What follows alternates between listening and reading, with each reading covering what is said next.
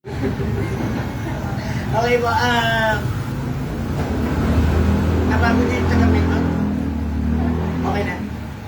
Okay, remember now, thy Creator. Now, ang message na ito, bagamat nakita natin yung verse na yan, nais kong ipangaral ito sa kabuuan. Okay? So, verse niya, sabi dito, Ecclesiastes chapter 12. Buksan natin Ecclesiastes chapter 12, verse 1. Tayo po tumayo in respect to the Word of God.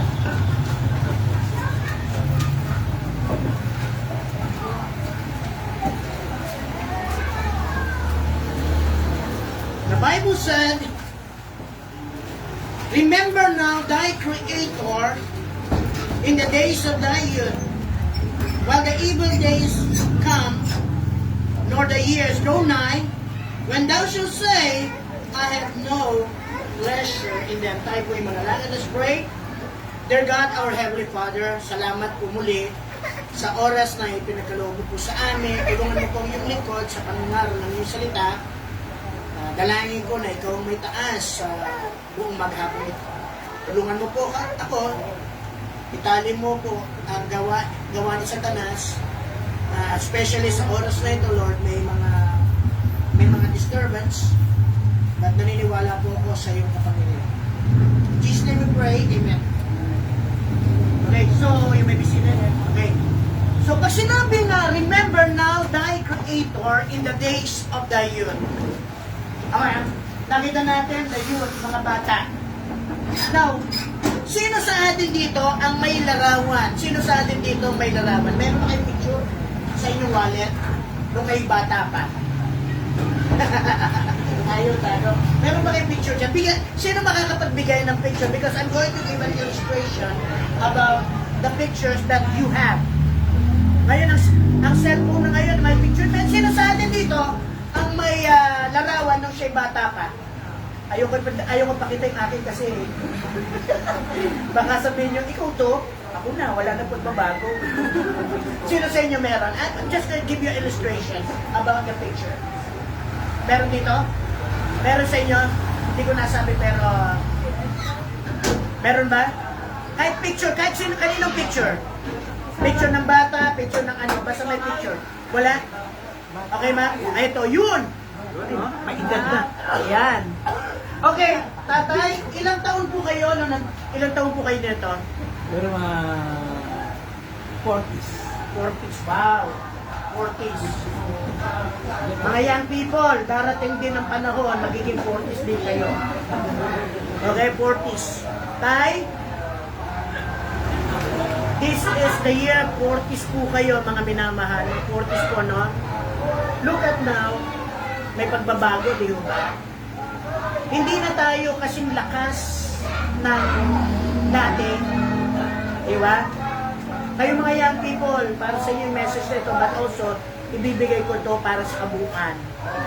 Kasi naniniwala ko, nag-uumpisa ang paglilingkod sa Panginoon sa oras na ikaw ay makakilala sa Panginoon, hindi lang po sa mga bata.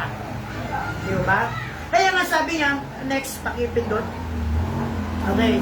Tingnan nyo, sa Tagalog, sabi niya, alalahanin mo rin naman ang may lalang sa iyo sa mga kaarawan ng iyong kabataan. Bago dumating ang mga masamang araw, tingnan nyo at ang mga taon ay lumapit.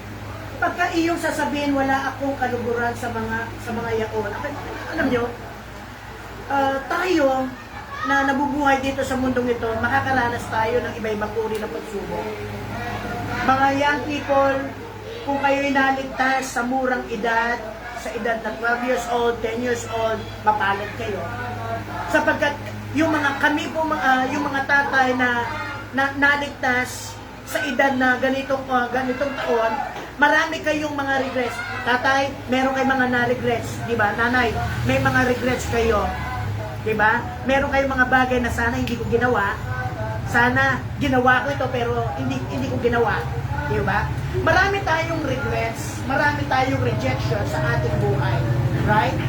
At ang salitang masasabi natin, kung may babalik ko lang, ibabalik ko. Pero, ano ba yung gagawin natin? Kung ang isang bagay ay lumipas na. Sabi nga dito, sa forgetting those which are behind, kalimutan na yung mga bagay na nakaraan, ang mahalaga po, yung ngayon. Kasi kahit anong gawin natin, mga young people, mga nanay, tatay, hindi na po natin may babalik yung mga bagay na lumipas na. Ang mahalaga po ngayon, ay yung ngayon. Kaya nga, nais ko pong ihayag sa inyo, merong pag-asa kay Jesus Christ. Kaya nung ikaw ay naligtas, maaring sabihin na kahit maputi na ang buhok ko, di ba, darating, mabuti kung maputi ang buhok, eh kung wala ka ng buhok. Diba? Diba? Alam naman natin, kung maputi ang buhok, okay na, kasi alam natin may katandaan. Eh, paano kung napapanot na? Diba? Sabihin, tandaan natin, mga minamahal, ang mahalaga kasi hindi itong katawan lupa, ang mahalaga yung doon na nagbabago. Mga young people, I encourage you to serve the Lord. Mga tatay, mga nanay, encourage you to continue because you are saved. Because one day, kukunin tayo ng Panginoong Diyos, na pagharap mo ba sa Panginoon, pwede mo bang sabihin kung sakaling ikaw haharap na sa Panginoon, masasabi kayang ika'y naging tamad, ang buhay ay mayroong katapusan. Di ba? Ang buhay may katapusan. Ang mahalaga, kung paano mo ginugol ang iyong buhay, ang iyong natitira. Mga young people, you know, you are blessed. You are blessed kasi nakakilala ka sa Panginoon at huwag mong sasayangin ang tagpo, ang pagkakataon na ibigay sa iyo ng Panginoong Diyos na ikaw nakakilala, huwag mong sisirain ang buhay mo. Bakit? Kasi may possibility na maaaring makakasama tayo ngayon, pero sa susunod na buwan, sa susunod na taon, maaaring magkakahiwalay tayo. Ang sakit noon, yung inalagaan ka ni pastor, pagkatapos ng natuto ka, bigla ka na lang, wala ka na. Alam nyo, nabibless ako doon sa mga tatay na kahit naka-wheelchair na, kahit may tungkod na, kahit wala na yung buhok, kahit puti na yung buhok, kahit wala nang ngipin, kasama pa rin na sumasamba sa Panginoon. Yun ang isa sa pinaka-blessing at reward ng mga pastor. Yung nakikita namin na yung aming mga paghihirap ay hindi mauwi ng walang kabuluhan. You know why? Because you are the treasure. Kayo yung katimpala, kayo yung blessing ng gawain ng Christ, ng church, ng Christ Save Bible Baptist Mission. No, every time na si pastor gusto nang ma-discourage, gusto niya nang mag-quit, and yet nakikita niya yung mga buhay na nababago because of the gospel, because of the Lord Jesus Christ. Ang hirap yung inalagaan ka, pero bigla ka nalang mawawala. Kaya nasabi niya, remember, now thy Creator in the days of thy youth. Why? Kasi si Solomon, ang sumulat ng aklat ng Ecclesiastes, nakita natin yung kanyang success, but also nakita natin yung kanyang downfall because of sin, because of compromise. Mga minamahal, as the years go by, you will experience tragic incidents in your life. You will experience na merong mga nag-oppose, merong magdi-discourage sa iyo, but keep on going. You need to continue because your reward is at the hand of the Lord Jesus Christ. Hindi. Tayo po haharap sa luklukan ng ating Panginoon. Kaya nga mga minamahal, nais ko pong i-present sa inyo bakit kinakailangan kong alalahanin ng Panginoong Diyos habang ako'y bata pa at kung ako'y matanda na, hindi ko na may babalik yung mga nakaraan. Pero ang mahalaga, ano yung pwede kong gawin para sa gayon ang gawain ng Panginoong Diyos magpatuloy. One day, mga minamahal, we will be gone. Sino ang susunod na tatayo? Sino ang magiging susunod na magiging pastor ng Christ Save Bible Baptist Church o Bible Baptist Mission? One day, hindi ito magiging mission. One day, this will be a church. One day, you will stand for the truth. You will defend the truth. One day po. Pero mga naman, one day. Iyayin natin one day at a time. You need to grow. You need to grow in the Lord. Next. Sabi na Proverbs, Ecclesiastes is a book of perspective. The narrative of the preacher or the teacher reveal the depression that inevitability result from seeking happiness, worldly things. Ibig sabihin, mga minamahal dito sa mundong ito, ang mga kasayahan, kagalakan, temporary lang. Yung mga manginginom, yung mga lasenggo, kaya sabi niya, o tara, may problema ka, manginom ka, tara, inom tayo, o sige, inom ka. Pagkatapos mong inom, ano ang napala mo, sakit ng ulo? Pag uwi mo sa bahay, imbes na sweldo, ibibigay mo, bugbog, ang ibibigay mo kay misis. Bakit? May hangover ka pa. So, ibig sabihin, kung titignan natin yung sistema ng mundong ito, hindi ito magbibigay ng tunay na kagalakan. Ang tunay na kagalakan ay matatagpuan lamang sa tamang relasyon kay Jesus Christ. Itong mundo ito, sinubukan na natin. Yung mga nagkakaedad, sabi ko nga sa inyo, yung may mga rejection kayo, correct? Sa mga tatay, mga nanay, mga young people, may mga rejection kayo? May mga bagay sana hindi ko ginawa. Sana nakapag-aral ako. Meron nagsasabi, sana nag-aral ako. Yung panahon na pinag-aaral ako, hindi ako nag-aral. Ngayon, wala akong pinag-aralan. Ngayon, hindi ako nakatapos ng college. Sa ngayon, kahit college level ka na, hindi ka makahanap ng trabaho. Correct? Ano magiging trabaho mo? Ayan. Nasa SM ka, degree holder, meron, nandoon ka, nagtatrabaho ka. Bakit? Kasi, yun. Ito ang sistema ng mundong ito, hindi mo pwedeng tapatan ang mundong ito. Bakit? The more natatapatan mong ito, marami yung offer si Satanas para mawala ka sa Panginoon. Next. Sabi niya, in the end of the preacher comes to accept that faith in God is the only way. Look at this. In the end, the preacher comes to accept the faith in God is the only way to find personal meaning. He decides to accept that the fact that life is brief, ang buhay ng tao napakaisip, and that the ultimately worthless without God. Ibig sabihin, magiging walang silbi ang buhay mo kung wala kang Kristo sa puso mo. Kung hindi ka ligtas, baliwala ang lahat ng bagay. Bakit? Ang the Bible said, what shall it profit if he shall gain the whole world and lose his own soul? Anong mapapakinabangan ng tao kung bakamtan niya ang lahat ng bagay dito sa mundong ito, pero ang kanyang kaluluwa ay mapupunta sa impyerno? Maraming mga tao dyan, akala natin punong-puno sila ng kagalakan, pero pag uwi nila sa bahay, makikita nila that they are empty, because the true feeling, the true fulfillment will come through personal relationship to our Lord Jesus Christ. Next.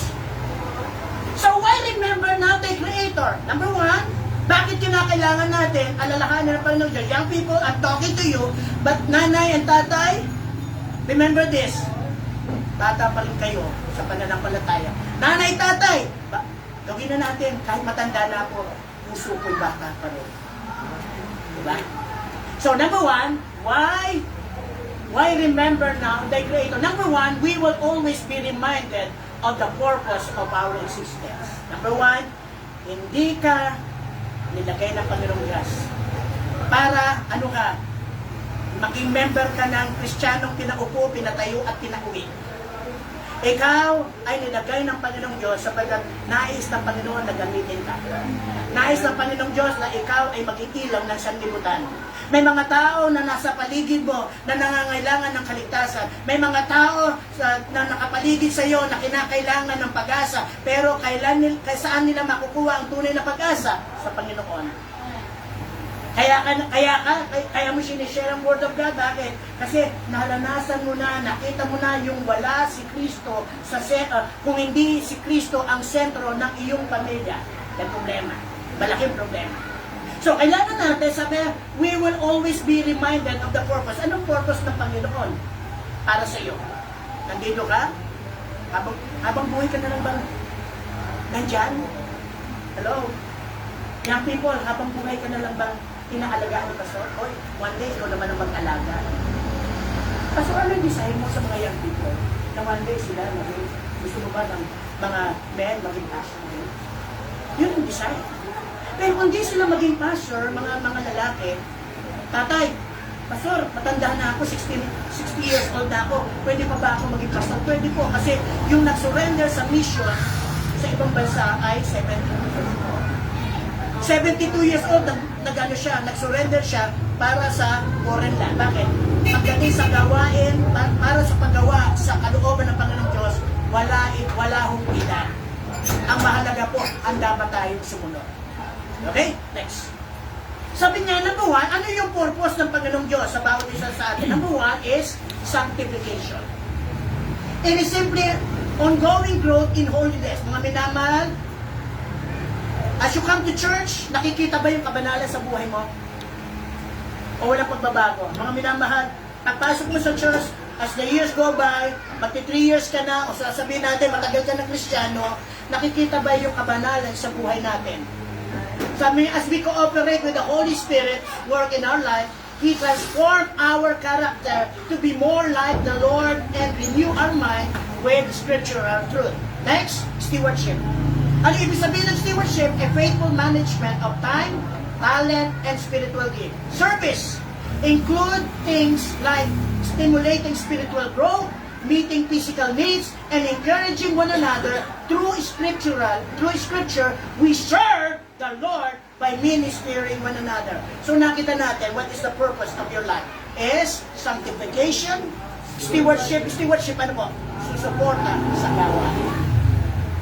Okay? And then nakita natin service. Pag sa stewardship, ibibigay natin yung ating talent. Not only our talent, but our treasure. But also our time. So next, number 2 is we are reminded of the last day. Number 1, bakit kailangan natin alalahanin ng Panginoong Diyos? Ano yung number 1? Because we are reminded because of what? Meron ka purpose. Okay? So, paglabas mo, pagkatapos nito, isipin mo, Lord, ano ang pwede kong gawin para sa gawain ng Panginoon? You have to volunteer yourself. Pastor, matanda na ako pero pwedeng may gawin ako. Meron.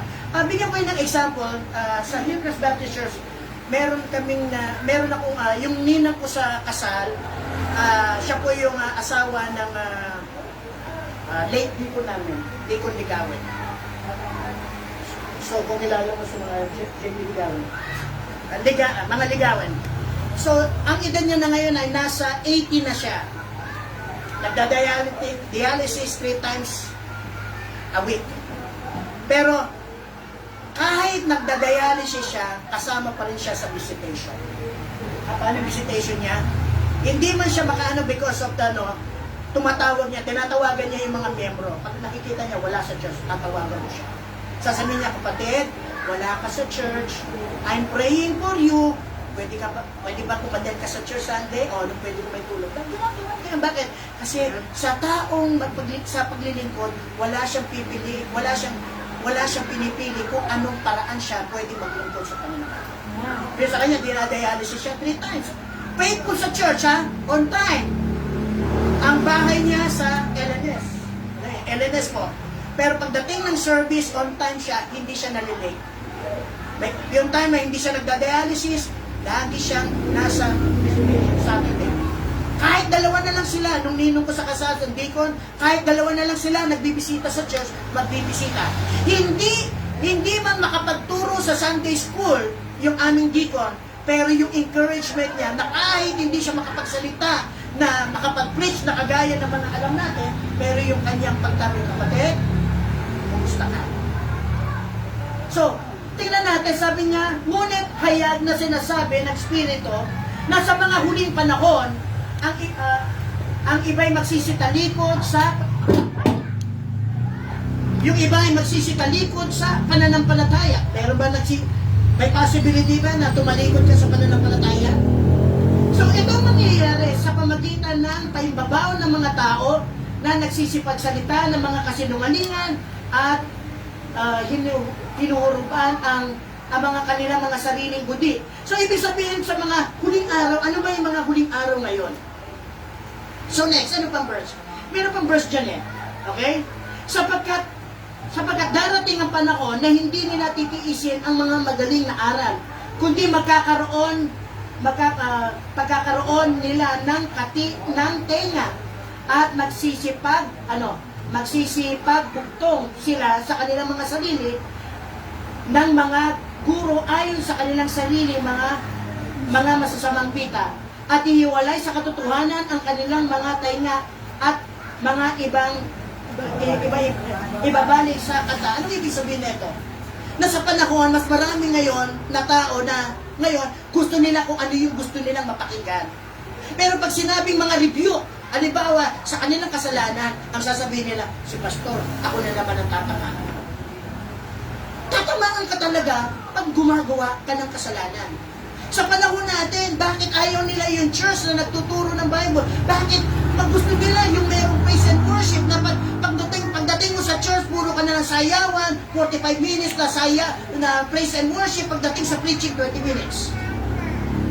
Meron po ngayon, ang gusto nila yung mapakinggan, yung gusto nilang pakinggan, yung nakakakiliti sa kanilang tenga, yung talagang binubuhay yung kanilang emosyon. Mga minamahal, ang church po ng ating Panginoon, magsasabi ng katotohanan, sapagkat ang katotohanan ang siyang magpapalaya sa atin. Pag sinabing may kasalanan ka, pag sinabing magnanakaw ka, pag sinabing ganito ka, sasabihin mo, hindi ako yun, hindi.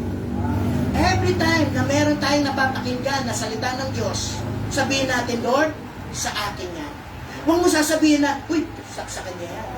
Tayo kasi, alam nyo, kahit hindi tayo nabibless, mga people, kasi pag meron tayong narinig na preaching, sasabihin natin, ay, tama yan. Tama yung pastor, preach mo yan, para kay sister yan, kay brother yan. Ano ka na? Gusto mo siyang kausapin, pero ikaw hindi kinakausap. Bakit? Kasi lagi natin sinasabi, hindi ko kailangan yung verse na yan. Hindi ko kailangan yung preaching na yan. Nandito lang ako para maging, pandagdag ka lang ng number.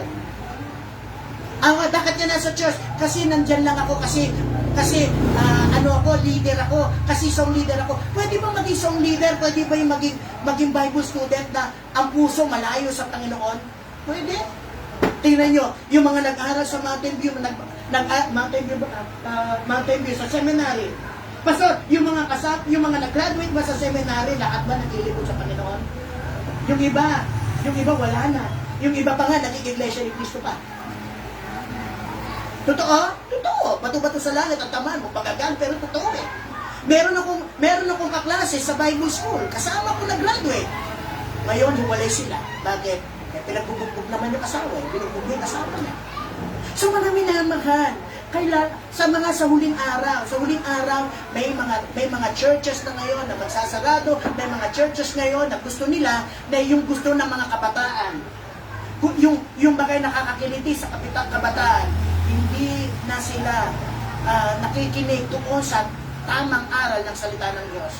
Pero tandaan natin, may mga review na makakatulong sa atin. So, bakit? Kasi nasa last day na tayo, mga young people. Mga tatay, malapit na rin po ang ating dapat hapon.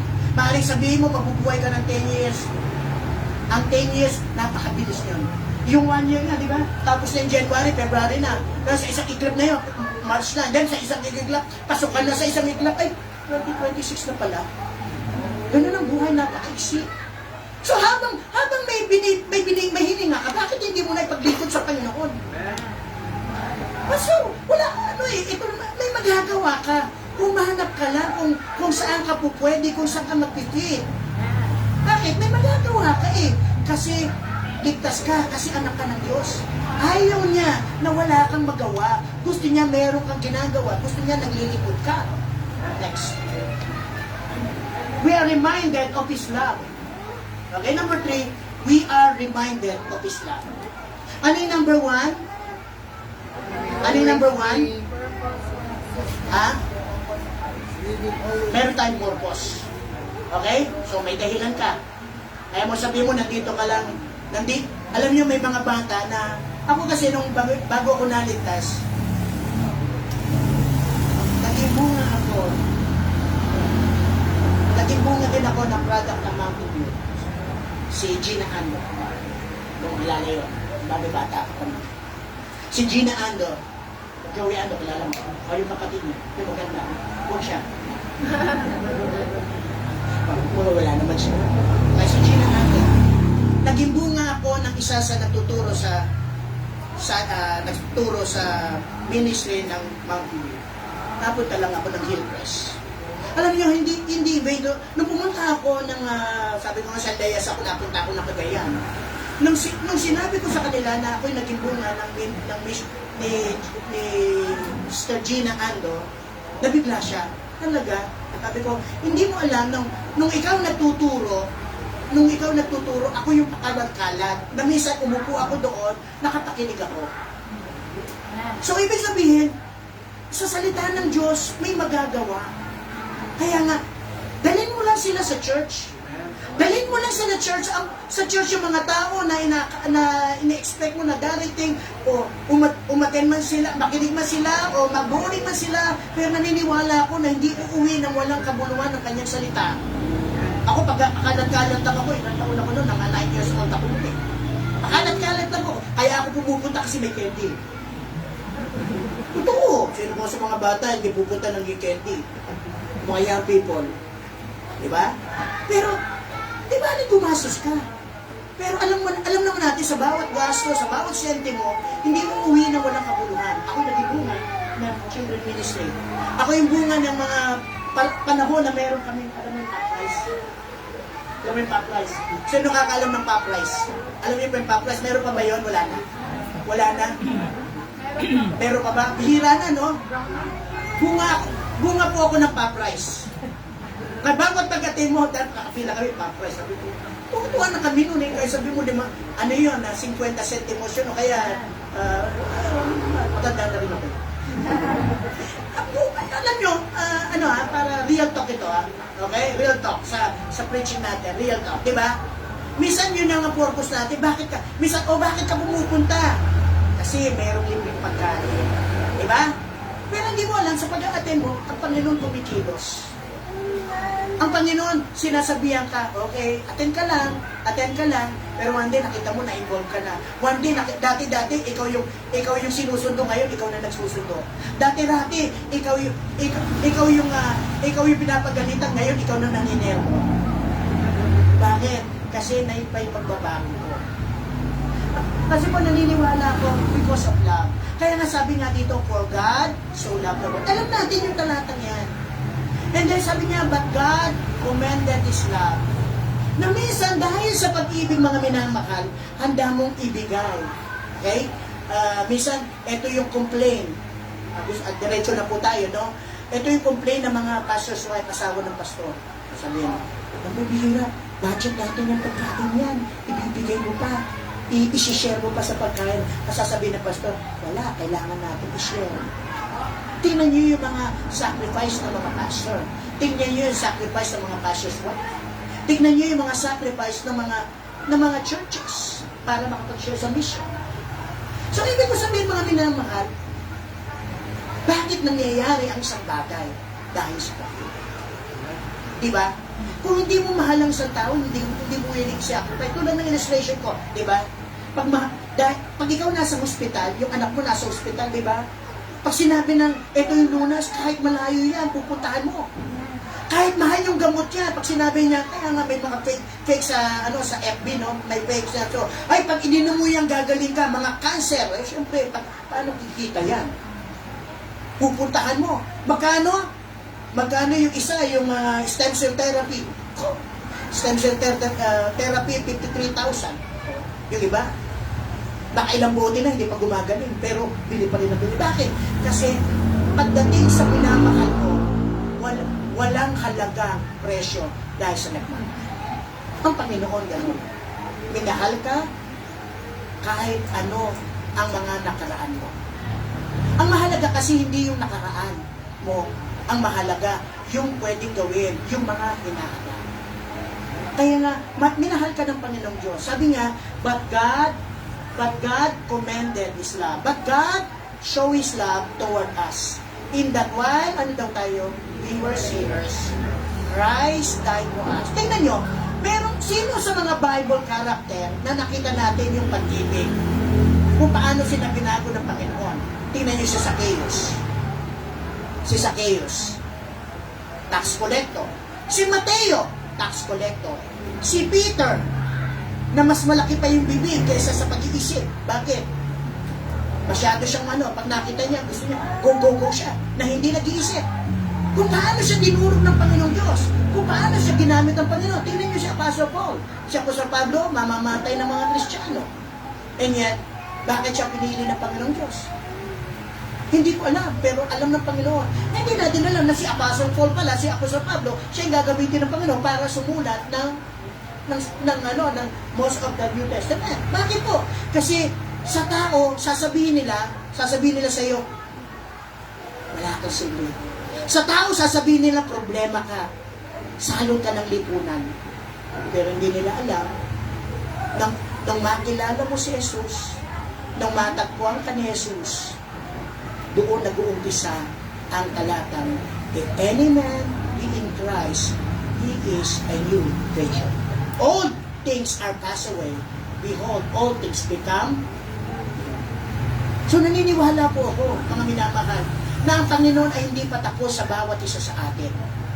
So yung campaign nyo na soul winning campaign, go on. Kasi hindi nyo alam, yung magiging mawiwitnessan mo, one day siya pala ang magiging missionary sa Thailand.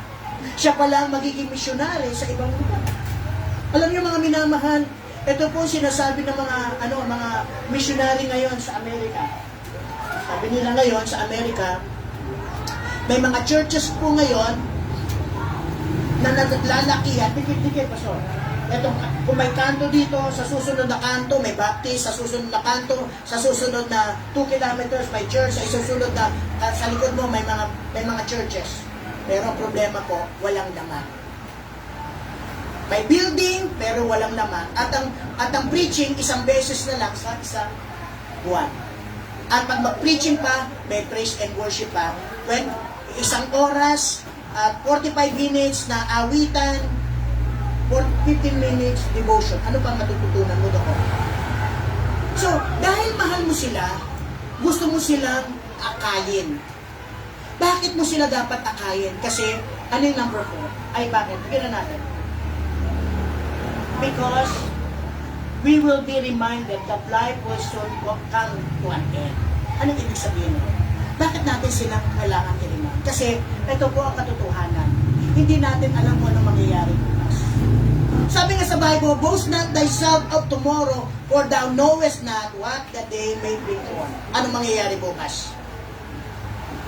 Minsan, ito ang isa sa regret na nangyari sa ministry ko.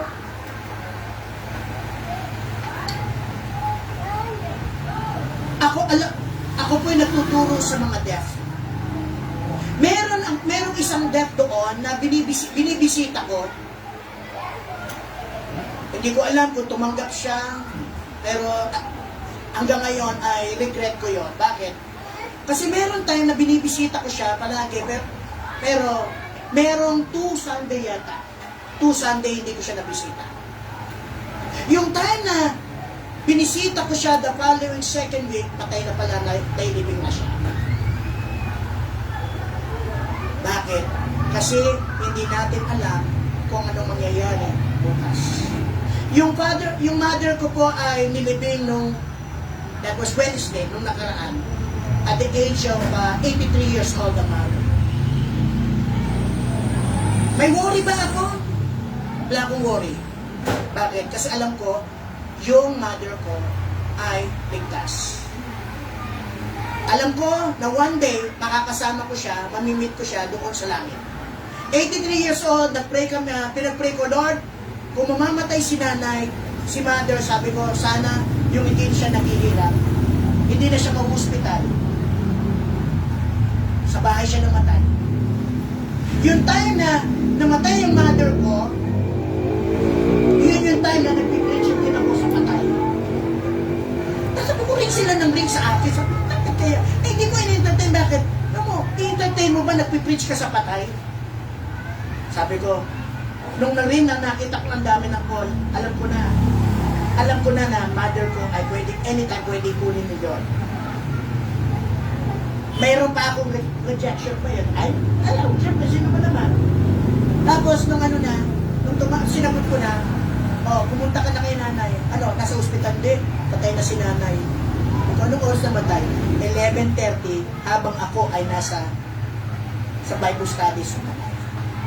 Isa sa kagalakan ko na hindi siya naghirap. Isa sa kagalakan ko na ligtas siya. Isa sa kagalakan din namin na hindi naman kami gano'n nahirapan dahil meron siyang St. Peter plan. Sabi ng ate ko, alam ko na si nanay mamamatay anytime. Kaya bago pa nangyari yon, nakaplan na si nanay. Kaya wala kami ginastos sa burol niya. Siyempre, ang ginastos namin yung mga pakain, yung mga pamasay. Understood na po namin yun. Hindi ko ba mga minamahal, napakasarap na makita mo ang iyong pamilya nasa loob ng church. Di ba anong sarap? Ano yung sabihin mo, Lord, salamat po. Kasi anytime na kukunin mo ko, alam ko na mapayapa. Alam ko na kasama ko sila.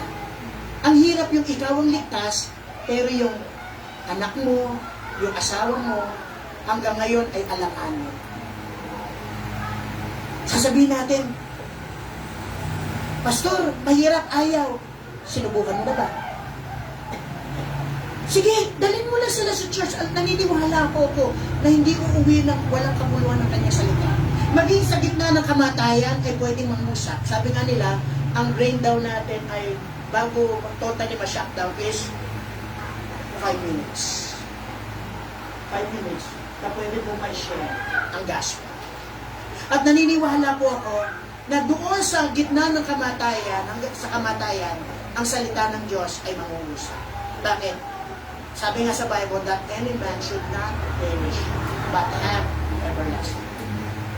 So, sabi nga, huwag mong ipagyayabang kung ano mangyayari bukas. Hindi ko alam eh. Kaya nga, habang may lakas ka, tatay, nanay, habang may lakas ka, please, ay kano mo. Kung hindi mo man magawa, dahil sa buhay mo ay malapit ka na sa dapat hapon. Di ba, tatay, dahil malapit na po kayo, di ba? Bakit hindi ka ba pwede, I'm not pointing to any person, but I'm in general saying, bakit hindi ka pagamit sa Panginoon na may posibilidad na ang iyong mahihingkaya, siya din ang susunod sa yakap na inumpisan. Siya din ang magiging kasama mo sa gawain. Naniniwala po ako na kahit ikaw ay nasa anong edad mo man, ay pwede kang gamitin ng Panginoon. Maraming illustration sa Amerika, nag-aaral natuturo po ako ng mga Christian faith, na prayer ng isang mga mananampalataya, encouragement ng isang mananampalataya. Nakita natin yung hindi man siya naging kilalang tao, pero yung kanyang mga tinuruan ay naging kilalang mga ngayon. Okay? So, next. Priorities of our present. Tingnan natin, bakit po? Ano yung number 4, mga minamahal? Ano yung number 4?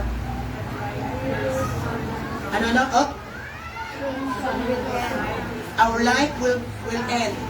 Diba? Anytime. Okay? Hindi natin alam. So, maaaring sabihin mo malakas ka, pero bukas, hindi natin alam. Yung mga magsasabi, mamamatay ka na. Nakadikit na lang yung baga mo, sabi nga na nakagulo na lang ang baga mo, pero yung nagsalita, mas nauna pa. Bakit? Kasi hindi natin kontrolado ang buhay. Kaya ito pong nais ko, i-priority natin. Ang priority sa ating pag-aaral na sabi niya, remember na the Creator, because one day, salvation po, mga minamahal. Kasi sabi nga sa Bible, ngayon ang araw ng kaligtasan, hindi bukas. Maring ikaw ibisita sa umagang ito, tanong ko sa iyo, pag ikaw ay mamamatay sa umagang ito, huwag naman sana. Okay? Pero, dahil hindi natin hawak ang buhay, alam mo ba na sa langit pupunta ang kaluluwa? Ngayon, kung alam mo na ikaw ligtas, ano yung kailangan next is seeking soul. Bakit po? Tingnan natin, sabi niya, for the Son of Man is come and to seek to them that which was lost. Yun ay kay Zacchaeus. Sapagkat ang anak ng tao ay naparito upang hanapin at iligtas ang nawawala. Marami po dyan sa mga paligid natin nawawala. Nawawala ng direksyon ng buhay. Yes, merong pera, merong ganda, merong height, pero ang tanong, ano yung wala sila? And then makita natin is sending soul winners. Kailangan natin, priority natin, ang priority po mga minamahal, hindi yung magpalaki ng simbahan, magparami ng mga membro, priority po natin ay kaligtasan. Pangalawa ay kaluluwa. Pangatlo, anong halaga? Tayo mismo. Tayo dito, kayo mismo. Christ Save Bible Baptist Mission. One day, kayo naman ang magpapadala ng mga manggagawa sa ibang lugar. Pwede ba yun? Pwede. Pero, kailangan mag-umpisa sa atin. Pag sinabi mong, sabi niya, my son, remember now thy Creator in the days of thy youth. You know why? Kasi si Solomon, nakita niya ang bunga ng kanyang pride. Yung bunga ng kanyang katalinuhan, matalino dito, maging bobo sa puso. Bakit? Magkakaroon ka ba namang 700 na, ilang asawa? 700 na asawa at 300 na kabit. Isa, dalawa, hirap na 700, 300. Matalino, naging bobo. Bakit? Kasi dahil sa mga nakasama niya, yun ang naglayo sa kanya. Ilalayo ka ba ng Panginoon? Ilalayo ang trabaho mo ba? Maglalayo sa iyo sa Panginoon? Umanap ka ng trabaho. Nakapartner mo. Honestly. Kung ang isang bagay makakapaglayo sa iyo sa Panginoon, putulin mo. Humihingi ka sa Panginoon. Panginoon, kasi ikaw nagbigay ng trabaho, nais ko na yung trabaho na ibibigay mo sa akin, makakasama kita, makakapaglingkod. Meron po sa young people namin, sabi niya, Pastor, hindi na ako magtatrabaho kung ang Sunday ay may trabaho. Hindi bali nang hindi ako magtrabaho, maghahanap na lang ako ng isang trabaho na merong Sunday na day off. Na pwede akong magamit sa church, pwede akong mag-interpret sa church, pwede akong tumulong sa pagtuturo sa church. Mga minamahal, remember now thy Creator in the days of thy youth. Tatay, remember now that ang pagtanda ay sa edad lang, pero yung puso pwede maging bata sa gawain. May magagawa. Kaya kung ang Panginoon ang usap sa'yo, maaaring may mga problema. Maaaring sa umagang ito, naghahanap ka ng tunay na pag-ibig kay Lord ko, hanapin. Maaaring ikaw ay nangangailangan ng tunay na kalinga kay Lord. Kung ikaw nangangailangan ng isang simbahan, umanib ka sa isang church na tinuturo ang salita ng Diyos na walang sinisino, mayaman man o mahirap. Pumunta ka sa isang church na sasabihin ang kasalanan mo, hindi ka aayunan sa kasalanan mo. Mga minamahal, kung ang Panginoon ay nag-usap sa iyo, maaaring sabi mo, narinig ko na yon. Problema kasi ng maraming mga Kristiyano ngayon, narinig ko na yon. Pero ang tanong, paano tumagos ang mensahe sa puso mo? Paano ka binago ng mensahe? Maraming mga mensahe na napakinggan natin, hindi lang ito makapangusap sa ating puso kasi lagi na natin hinahadlangan, alam ko na yon. Diba? Alam ko na yon. Mga minamahal, kung sa umagang ito, anuman ang suliranin mo, personal man, ito, o anuman, bakit hindi mo itulog sa Panginoon Diyos? Sabi nga sa Bible, Remember now, thy Creator in the days of the end. Mga young people, may magagawa.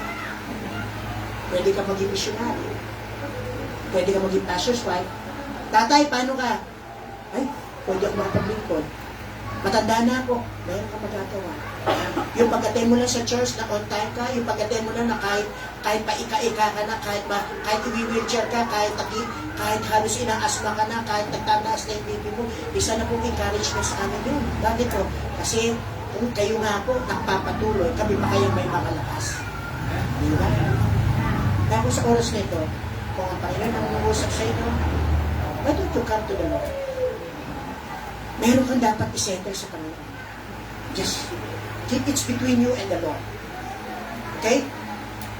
If the Lord has spoken to you, ano man yun, you can come. Hindi ko alam kung paano set up ng invitation mo. Pero kung ang Panginoon ay nag-usap sa iyo, Pastor, hindi pa ako ligtas. Yun ang pinakamaganda. Kailangan mo maligtas. Kasi anong saysay ng ganda ng preaching kung hindi naman tatalima ang makikinig sa salvation, sa kaligtasan. Kaya nga sabi niya, ang anak ng tao ay naparito upang hanapin at iligtas. Hindi niya lang nawawala, kundi nais ng Panginoon Diyos. Shall we all stand up?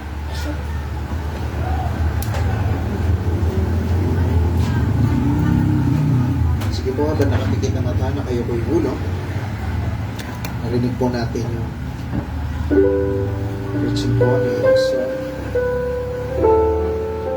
Remember now thy Creator.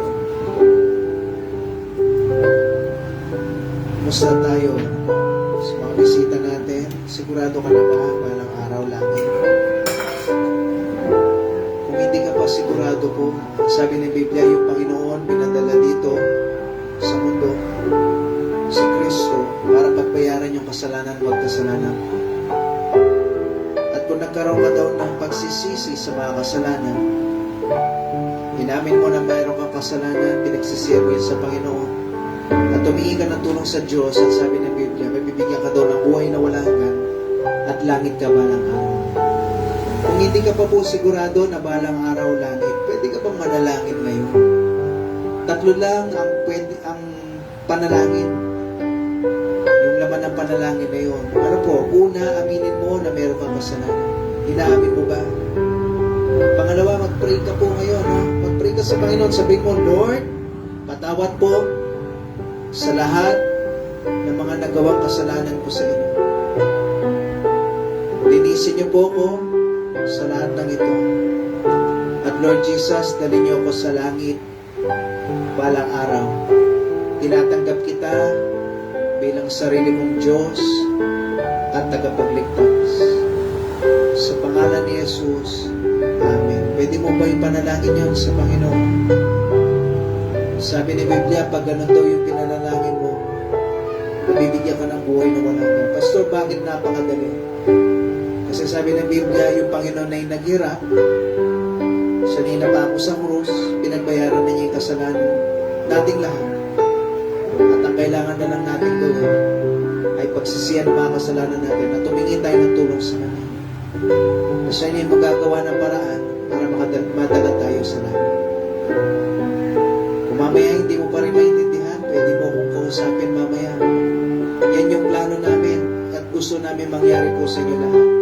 Na bawat isa dito, sigurado ka na langit balang araw. Hindi yung siguro, hindi yung sana, hindi yung baka langit ako, Pastor, o hindi yung sigurado na langit balang araw. Kasi binigay yung Biblia at binigay yung pagtuturo ng salita ng Diyos para makasigurado ka, hindi yung para manghulala. At yung mga kapatid ko na Kristiyano na, kumusta po tayo? Ang plano sa atin ng Panginoon ay makapagbahagi ng salita ng Diyos sa ibang mga tao. Binabahagi mo ba yan sa ibang tao? Kumusta po ba tayo? O tinatago mo lang sa sarili mo? Ito yung plano ng Diyos kasi maiksi yung buhay. Huwag niyo pong sabihin na yung iba nating mga kasama dito may sakit, yung iba matanda na, mauuna sila, Pastor, ako matagal pa ako. Hindi po. Mabilis lang yung buhay. Pwede ako, pati ako mismo, Pastor niyo, pwede ako mauna. Pero kung sino man yung nauna sa atin dito, Ibinahagi mo na ba si Kristo sa ibang mga tao? O patuloy lang tayo na ina-enjoy yung buhay Kristiyano natin? Mag-church ka, kagaya na sinabi, pinaupo ka, pinatayo ka, at pinaalis. Ganun lang ba? Umuwi ka na parang walang natutunan. At nabubuhay tayo, papasok sa school, hindi mo man may bahagi yan sa ibang mga tao na si Kristo yung tagapagligtas. Sa loob ng tahanan, binabahagi mo ba natin? O tahimik lang po tayo? Hindi man natin sinasabi sa iba at hindi man tayo namumuhay ng tama sa ibang mga tao. Sabi kanina doon sa preaching, binabasa tayo ng mga ibang tao. Tandaan niyo po, yung ibang mga tao, hindi yan nagbabasa ng Biblia, pero ikaw yung binabasa nila. Para kang isang walking Bible, naglalakad na Bible, na kung saan binabasa ka nila kung totoo ka ba sa mga sinasabi mo.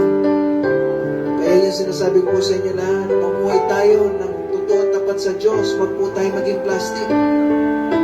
Maayos ka dito sa church, tapos uuwi ka, makikita na mga mahal mo sa buhay, na pinagpe-pray mo na gusto mo silang balang araw na langit, pero walang pagbabagong buhay. Ayaw ng Diyos po yan. Ang gusto ng Diyos, meron tayong pagbabagong buhay. Meron tayong magandang patutuo sa ibang mga tao. Kumusta po ba tayo sa ating buhay Christian? Pwede ba natin panalangin yan sa Panginoon?